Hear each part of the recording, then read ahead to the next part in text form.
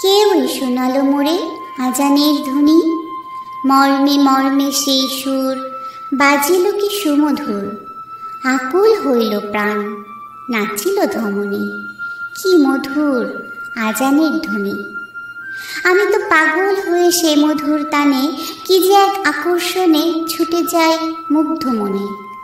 কি নিশীথে কি দিবসে মসজিদের পানে, হৃদয়ের তারে তারে প্রাণের শোণিত ধারে, কি যে এক ঢেউ উঠে ভক্তির তুফানে। কত সুধা আছে সেই মধুর আজানে। নদী ও পাখির গানে তারই প্রতিধ্বনি, ভ্রমরের গুণগানে সেই সুর আসে কানে।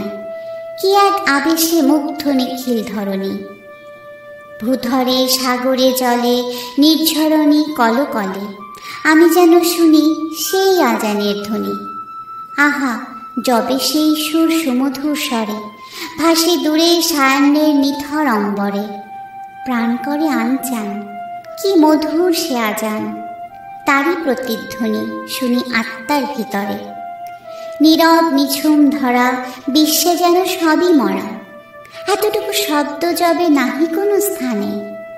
মুয়াজ্জিন উচ্চ স্বরে দাঁড়ায় মিনার পরে, কি সুধা ছড়িয়ে দেয় উষার আজানে, জাগাইতে মোহমুগ্ধ মানব সন্তানে।